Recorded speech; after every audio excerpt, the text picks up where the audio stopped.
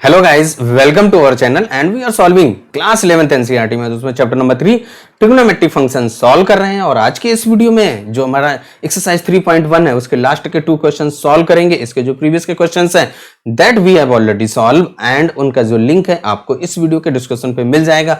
यदि आप हमारे चैनल में पहली बार है और इस वीडियो के थ्रू से आपकी जो प्रॉब्लम है सॉल्व हो जाती है then don't forget to subscribe our channel so that आप ऐसे ही इंटरेस्टिंग एंड इंफॉर्मेटिव वीडियोज प्राप्त कर सके। चलिए आ जाते हैं क्वेश्चन नंबर 6 पे। क्वेश्चन नंबर 6 ऑफ एक्सरसाइज 3.1 क्या कह रहा है? If in to circles arc of same length, यानी 2 सर्कल्स हैं उनका जो आर्क का लेंथ है that is a same subtend angle, वो जो उनके थ्रू से एंगल फॉर्म हो रहा है that is a 60 degree and 75 degree at the centre पे बन रहा है। Find the ratio of their radii, यानी कि जो 2 सर्कल्स हैं उनकी रेडियाई का रेशियो फाइंड करना है। लेंथ ऑफ आर्क आपका सेम है और उनका जो एंगल है वो आपका 60 डिग्री एंड 75 डिग्री है। तो चलिए सबसे पहले जो 2 सर्कल्स कह रहा है तो 2 सर्कल्स का फिगर ड्रा करते हैं देन सॉल्व। जो 2 सर्कल्स कह रहा था उन 2 सर्कल्स के फिगर हमने यहाँ पे ड्रा कर लिए हैं। अब यहाँ पे देखिए क्या है, सबसे पहले एक सर्कल हमने फर्स्ट सर्कल लिया, उसका centre O dash and O dash A and O dash B are the radii of the circle and जो AB है ये आपका जो AB है that is a length of arc। Same आपका जो सेकेंड सर्कल हमने ड्रा किया उसका सेंटर नेम दे दिया O and OP and OQ are the radii of the circle and PQ जो आपका PQ है that is a length of arc। अब यहाँ पे क्या कह रहा है क्वेश्चंस में आप देखिए length of arc is same, यानी कि length of arc A B and length of arc P Q is same. अब हमें क्या करना है, इनकी जो रेडियाई है उनका रेशियो फाइंड करना है। तो सबसे पहले हम लोग क्या करेंगे, जो एंगल गिवन है वहां से आप रेडियस फाइंड कर लेंगे, क्योंकि लेंथ ऑफ आर्क आपका सेम है तो रेडियस जब फाइंड हो जाएगी तो उनका रेशियो भी फाइंड कर लेंगे। तो हम लोग क्या करेंगे, जब सबसे पहले फर्स्ट सर्कल है उसकी जो हम लोग लेंथ ऑफ रेडियस फाइंड कर लेते हैं, लेट कर देते हैं। Let the length of radius of first circle is equal to हम लोगों ने R1 ले लिया and length of radius of second circle is equal to R2। अब इसके बाद जो फर्स्ट सर्कल है उस फर्स्ट सर्कल से जो आपका एंगल फॉर्म हो रहा है दैट इज 60 डिग्री, ये आपका 60 डिग्री और इसके थ्रू से आपका 75 डिग्री फॉर्म हो रहा है। तो जब हम लोग सर्कल में ट्रेस करते हैं जो सर्कल में होता है वो जो एंगल आता है दैट इज इन रेडियन। अब इस डिग्री को रेडियन में कन्वर्ट कर दीजिए तो आपका देखिए जो एंगल फर्स्ट है उसको हम θ1 दे दीजिए, यानी कि θ1 इज इक्वल टू आपका 60 डिग्री गिवन है तो इसको हम लोग रेडियन में कन्वर्ट कर देंगे तो 60 इंटू पाई अपॉन 180। अब इसको आप सिंपलेस्ट फॉर्म में रिड्यूस कर दीजिए दैट इज पाई अपॉन 3। इसके बाद आपका जो सेकेंड एंगल गिवन है दैट इज 75 डिग्री तो आप उसको θ2 इज इक्वल टू आपका 75 डिग्री। अब हम लोग इसको क्या करें, रेडियन में कन्वर्ट कर दें तो क्या हो जाएगा 75 इंटू पाई अपॉन 180 डिग्री। अब इसके बाद इसको सिंपलेस्ट फॉर्म में रिड्यूस कर दीजिए तो देखिए हम लोग सिंपलेस्ट फॉर्म में रिड्यूस करें तो यहाँ पे 3 से कट कर दीजिए, तो यहाँ पे 3 से कट करेंगे तो आ जाएगा 3 से 25 3 जा होता है एंड यहाँ से 3 से 60। अब इसके बाद यहाँ से 5 5 जा एंड 5 12 जा, यानी कि 5 पाई अपॉन आपका आ जाएगा 12। 5 पाई बाई 12 आया जो सेकेंड एंगल था। देखिए ना जो हमारा 75 डिग्री था उसको हम लोगों ने रेडियन में कन्वर्ट कर दिया। अब इसके बाद फर्स्ट सर्कल का रेडियस फाइंड कर लीजिए और सेकंड सर्कल का रेडियस फाइंड कर लीजिए और इसके बाद आप उनका रेशियो भी फाइंड कर लीजिए। फर्स्ट सर्कल जो हम लोगों का गिवन है, अब यहां से हम लोग क्या करेंगे, इसका रेडियस R1 का वैल्यू फाइंड करते हैं। फिर इसके बाद आप क्या कीजिए, जो सेकंड सर्कल है उसका वैल्यू रेडियस यानी उसकी रेडियस R2 फाइंड कीजिए। तो देखिए उसके लिए हम लोग क्या करेंगे, जो θ1 हम लोगों ने पाई बाई 3 फाइंड किया तो यहाँ पे θ1 इज इक्वल टू आपका θ1 is equal to L upon R1 होगा ना, क्योंकि आपके जो फर्स्ट सर्कल है उसकी रेडियस हम लोगों ने R1 लिया है।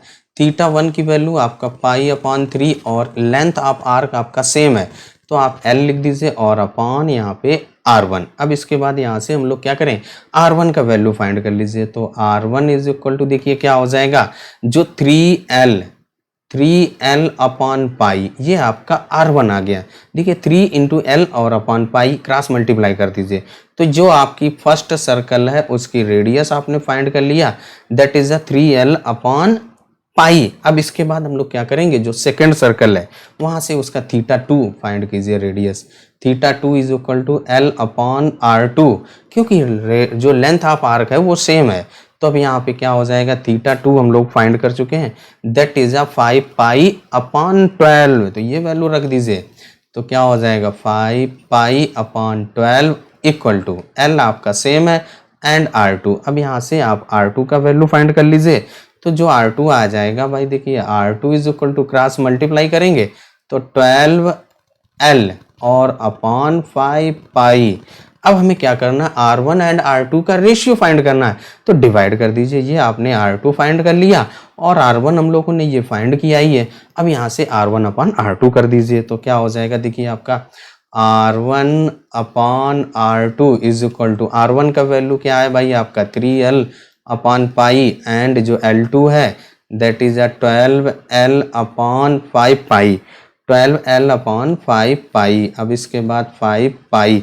अब हम लोग क्या करेंगे, इसको सिंपलेस्ट फॉर्म में रिड्यूस कर देंगे। तो देखिए आपका R1 अपॉन R2 क्या हो जाएगा, देखिए पाई से पाई कट जाएगा, तो पाई से पाई कट कर दीजिए, L से L कट कर दीजिए, ये 5 आपका न्यूमरेटर में पहुंच जाएगा। तो क्या हो जाएगा, देखिए आपका 5 इंटू 3 और अपॉन 12 बचेगा, 3 4 जा 12, यानी कि R1 upon R2 is equal to 5 upon 4। Then आपका जो रेशियो आ जाएगा, तो R1 ratio R2 is equal to 5 ratio 4 आ जाएगा, R1 रेशियो R2, यानी कि जो टू सर्कल्स थे उनका रेशियो 5 रेशियो 4 आ गया, उनकी रेडियस के बिटवीन का जो रेशियो था वो हम लोगों ने फाइंड कर लिया।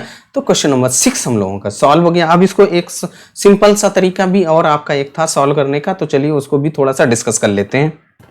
अब अगर आपका यही क्वेश्चन मल्टीपल चॉइस में आ जाए, मान लो आपका मल्टीपल चॉइस में, तब कैसे सॉल्व कर देंगे बिना टाइम वेस्ट किए हुए। तो देखिए आपका सिंपल सा हमें R1 रेशियो R2 फाइंड करना है।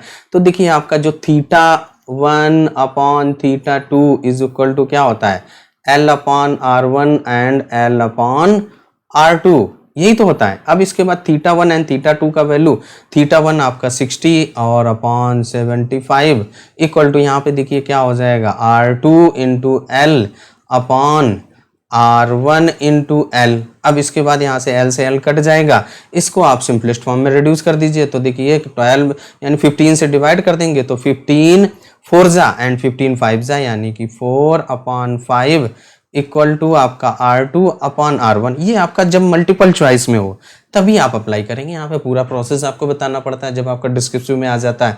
तो यहाँ पे देखिए हमें रेशियो फाइंड करना था, तो अपॉन में डिवाइड कर दिया। अब इसके बाद ये R2 अपॉन R1 आया, तो R1 अपॉन R2 क्या हो जाएगा भाई, R1 upon R2 is equal to आपका 5 अपॉन 4 हो जाएगा, उसका भी रेसिप्रोकल कर दीजिए। तो क्या हो जाएगा आपका 5 अपॉन 4 और इक्वल टू आपका 5 रेशियो 4 आ गया। देखिए आपका आंसर आ गया फटाक से। जब आपका ये तब हो जाता जब आपका मल्टीपल चॉइस में हो जाता, क्योंकि जो रेशियो गिवन था तो हम लोग अपॉन में करके रेशियो फाइंड कर लिया। तो आपका जो क्वेश्चन नंबर 6 सॉल्व हो जाता है। अब आ जाते हैं नेक्स्ट क्वेश्चन पे।